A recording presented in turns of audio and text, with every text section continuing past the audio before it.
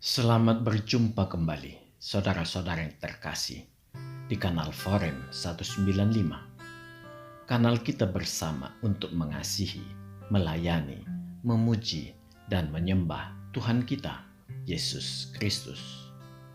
Damai kasih Allah menyertai kita semua. Saudara-saudara yang terkasih, kita bertemu kembali di serial video Renungan Refleksi Diri Kita di season 5, episode ke-23.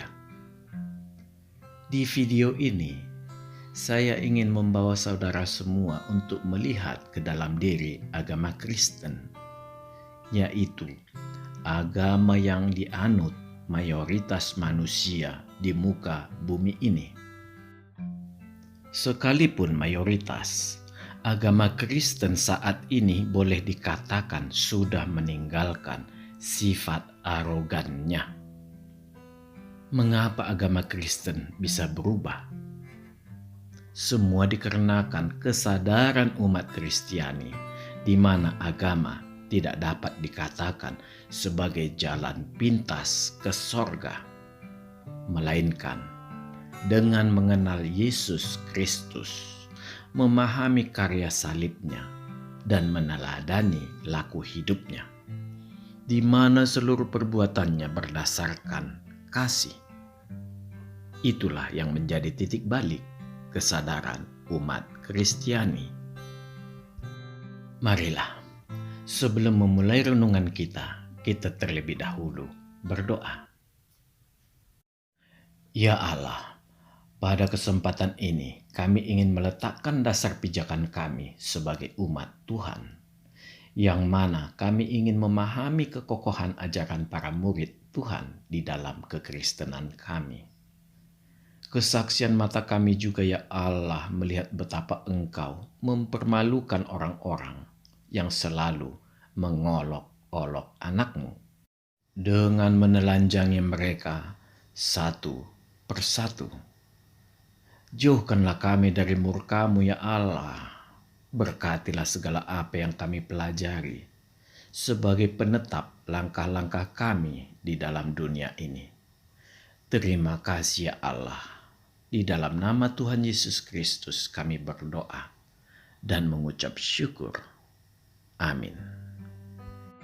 Saudara-saudara yang dikasihi Tuhan, masa kegelapan di kekristenan boleh kita katakan sudah berlalu. Harus kita akui, pada zaman tersebut noda-noda hitam di kehidupan umat Kristen, bahkan sampai ke gereja, sangat mempermalukan Tuhan.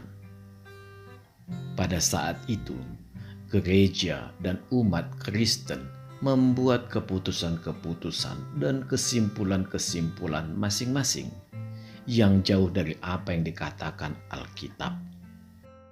Umat Kristen mengembalikan marwah atau jati diri kekristenannya dengan mendeklarasi ulang sola scriptura, sola gratia, dan sola fide. Semua kembali kepada apa yang dikatakan Alkitab, yang mana dari Alkitab kita mengenal Tuhan Yesus Kristus, Putra Tunggal Sang Bapa, yang menganugerahkan kehidupan kekal kepada seluruh umat manusia bagi yang beriman penuh kepada Tuhan. Ketika umat Kristiani kembali kepada deklarasinya ini, maka dunia semakin tentram. Gereja juga sebagai patron semakin kuat kewibawaannya. Ketika umat Kristen kembali ke Alkitab dan memahami isinya, maka terang benderanglah akal budi manusia. Karena kembali ke konsep kasih, memanglah semakin kita mendalami Alkitab, maka kita akan semakin mengenali Tuhan Yesus Kristus. Dan semakin kuat pancaran kasih dari dalam diri kita. Itulah kebaikan dari mendalami Alkitab. Tidak akan mungkin orang yang mendalami Alkitab akan melahirkan kebencian. Alkitab mempersaksikan Allah yang benar. Allah yang benar adalah Allah yang penuh kasih, karena kasih adalah karakter utama Allah. Inilah seharusnya menjadi ciri khas sebuah kitab suci, bukan sebaliknya dengan mengajarkan kebencian. Kasih itu bukan lip service atau bahasa bibir semata, tetapi terpancar keluar dikarenakan Tuhan yang ada di dalam dirinya. Jadi, kebaikan yang dilakukan manusia harus berdasarkan kasih, bukan karena menginginkan sesuatu bagi dirinya sendiri. Bila terjadi demikian, maka kita bagaikan hendak menyogok Tuhan, agar Tuhan melimpahkan berkat-Nya, dikarenakan kita sudah melakukan hal yang baik. Di kekristenan yang terjadi adalah sebaliknya. Kasih karunia keselamatan yang telah diberi Tuhan membuat manusia harus menyalurkan kasih yang telah diterimanya dari Tuhan itu kepada sesamanya. Saudara-saudara yang terkasih, kekristenan sangat berhati-hati dalam menata hubungan antar sesama, bahkan sesama umat Kristen sekalipun, dikarenakan orang Kristen khawatir bila tindakannya berdampak negatif bagi orang lain, dan itu bisa melukai perasaan yang bersangkutan. Inilah perubahan karakter di dalam diri orang Kristen yang memiliki hubungan yang dekat dengan Tuhan. Perubahan karakter ini secara keseluruhan tidak disadari manusia, tetapi terlihat dalam tingkah laku keseharian. Karakter ini jugalah yang membuat kalangan Kristen tidak terlalu reaktif dengan penghinaan-penghinaan yang dilakukan umat jimat pada kekristenan. Segila apapun mereka mengolok-olok, umat Kristen hanya menatap sedih. Apakah sedih karena tersinggung diolok-olok? Tidak, sama sekali bukan. Orang Kristen merasa sedih dikarenakan Tuhan seperti apa sebenarnya yang memerintahkan mereka melakukan hal itu.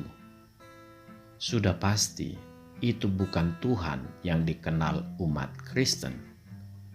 Segala perbuatan yang tidak benar bisa disimpulkan hanyalah hasil pengajaran iblis sendiri. Bagi umat Kristen juga, hindari sikap mengolok-olok. Singkapkanlah kebenaran apa adanya dengan cara yang bijak, karena kita berada di dunia yang jauh dari akal sehat. Saudara-saudara yang terkasih, bila saudara semua mengikuti video-video saya, maka saudara dapat mempelajari secara mendalam mengenai Trinitas, mengenai Alkitab, tentang ajaran-ajaran bagaimana kita menggunakan keselamatan, dan banyak juga mengenai ajaran-ajaran yang menyesatkan, termasuk di dalam kekristenan sendiri. Alkitab kita sudah clear dan closed atau sudah tuntas sebelum abad pertama berakhir. Apapun cerita dari kalangan umat jimat, semua itu adalah isapan jempol.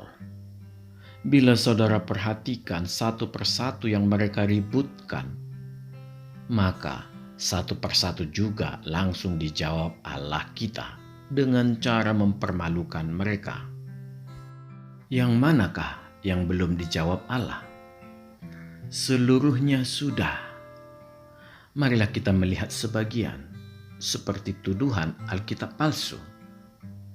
Tanpa mereka sadari, Alkitab palsu itu berada di tangan mereka sendiri setiap hari. Kitab yang merupakan hasil memperkelirukan Alkitab. Tentang Yesus disunat. Iya, memang Yesus disunat. karena dia mengikuti tradisi Yahudi, tradisi kedua orang tuanya. Pertanyaan sebaliknya, apakah Kutim pernah disunat? Tentang Yesus, kok lahir dari manusia Maria yang berdosa? Iya, itu cara yang dipilih Tuhan untuk hadir ke dunia ini dengan cara yang dikenal manusia untuk menyelamatkan seluruh umat manusia. Sebaliknya, Kutim sendiri bagaimana cara lahirnya? Siapa orang tuanya? Semua tidak jelas. Juga tentang Yesus Kristus diangkat jadi Tuhan tahun 325. Ini kebodohan yang terlalu dipaksakan. Tanpa memahami Trinitas, mereka terus memaksakan ajaran sesat Arius yang akhirnya pada tahun 325 diputuskan para bapak-bapak gereja mula-mula membuat kredo atau perjanjian iman serta kanonisasi Alkitab. Pengertian kanonisasi Alkitab ke-66 kitab, 39 di Perjanjian Lama dan 27 di Perjanjian Baru ditetapkan bahwa hanya itu isi Alkitab orang Kristen. Ke-66 kitab ini memang sudah diterima dan dipakai sebelum abad pertama berakhir. Jadi, tidak ada yang dibuang atau tidak diterima. Tetapi, memang karena tidak pernah dipakai. Ajaran Arius yang tidak mengaku Yesus Kristus adalah Allah berkembang di Jazirah Arab, disebarkan oleh Nestorius yang melahirkan aliran Nestorian dan berkembang menjadi agama Nasran. Nestorius sendiri hidup sampai pertengahan abad ke-5 Masehi. Inilah titik balik munculnya Alkitab palsu yang menjadi bagian kitab suci agama jimat yang bernama Al-Langit. Saudara-saudara yang terkasih, sekalipun sama-sama tidak mengakui ketuhanan Yesus Kristus, kedua agama ini, yaitu Nasran dan Jimat, tidak pernah sejalan. Keributan selalu terjadi dikarenakan agama Nasran tidak mau menyembah berhala. Memang, secara dominan agama Nasran masih sangat mirip dengan Kristen.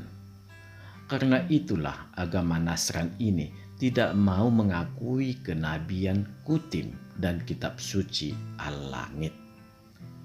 Bagi agama Nasran ini sangat jelas Allah itu siapa. Tidak heran mereka menolak. Jadi, kita sekarang memahami dari mana sumber penolakan agama jimat terhadap ketuhanan Yesus Kristus. Sekarang kita tidak perlu heran, sekalipun agama jimat tidak mengakui ketuhanan Yesus Kristus, tetaplah agama ini tidak bisa menghilangkan sisi ilahi dan keajaiban diri Yesus. Hal sebaliknya kita bisa melihat sekarang yang sangat mengerikan. Agama jimat telah mengangkat Kutim menjadi Tuhan. Rasanya sungguh sangat mengerikan. Saudara-saudara yang terkasih, dari semua gambaran di atas, saudara semua dapat melihat bagaimana Tuhan langsung menjawab dan sekaligus mempermalukan mereka. Mungkin daftar di atas dapat saudara perpanjang. Sebagai contoh, apa suku Musa? Siapa nama ibu Yesus? Suku orang tua Yesus? Yesus sebenarnya lahir di mana? Dan sangat banyak lagi. Apakah mereka akan berhenti? Tidak. Tuhan akan mengeraskan hati mereka yang sudah membatu. Mereka sudah menutup pintu hatinya dari ketukan Yesus Kristus.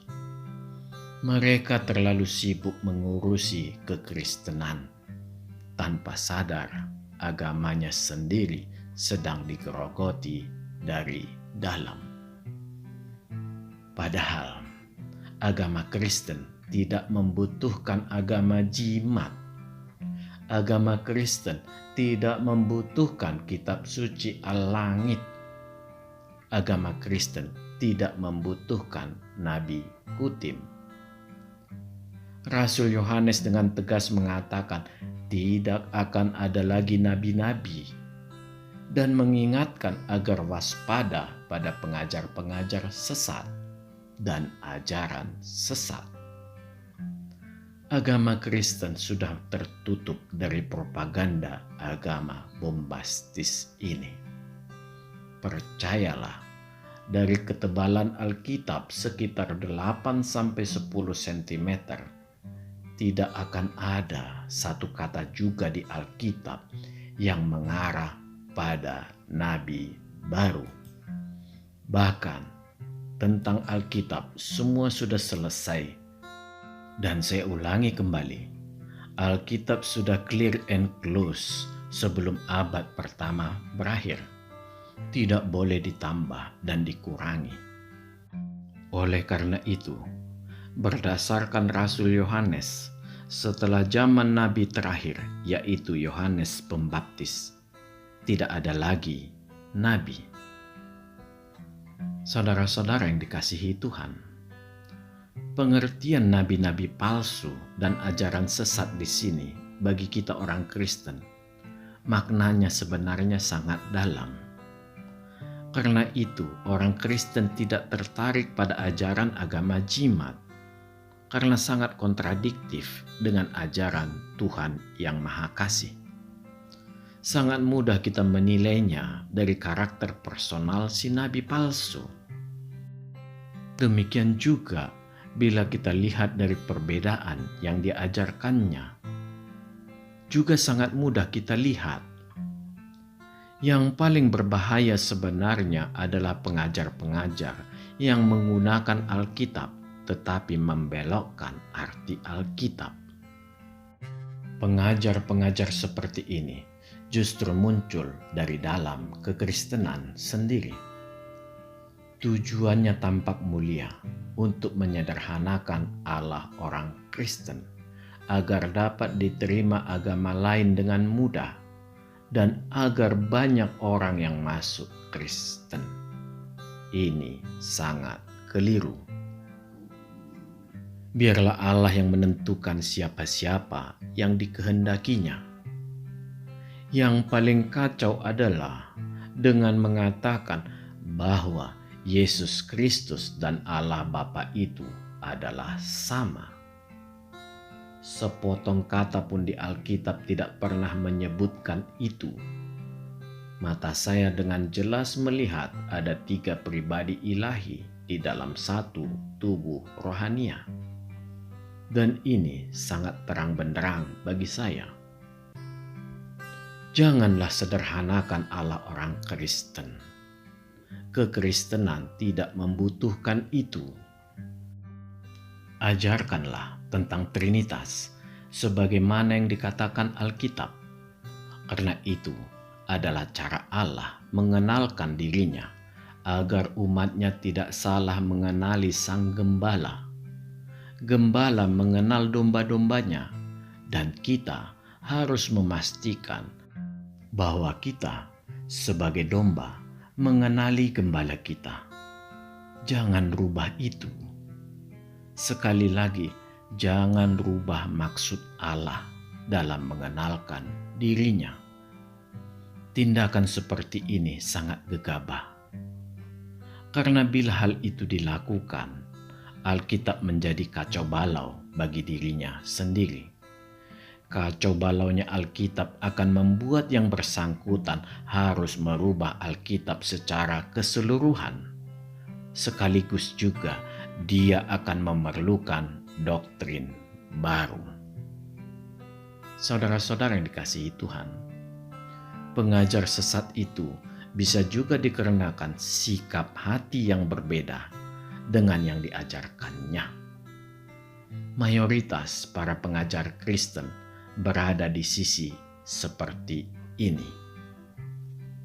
Dan memang Alkitab kita sangat keras dalam pengaturan terhadap pengajar-pengajar agama, karena berkaitan langsung dengan mendidik umat Tuhan.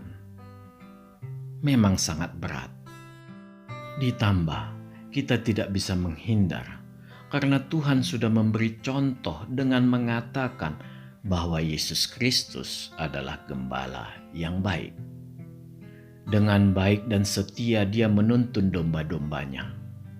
Inilah yang membuat para pengajar iman Kristen harus tetap mawas diri. Menyesuaikan sikap hati dengan apa yang diajarkannya. Jangan menjadi pengajar jargoni, bisa mengajarkan tetapi tidak bisa ngelakoni atau mengimplementasikannya. Dari sini kita memahami apa yang dituntut Alkitab. Meresapi terlebih dahulu, menjalani lebih dahulu, baru siap menjadi pengajar umat Kristen. Disinilah perlunya conditioning pengajar agama. Sebisa mungkin dapat dilakukan seperti di kekristenan. Ada fase pengenalan batin akan Tuhan.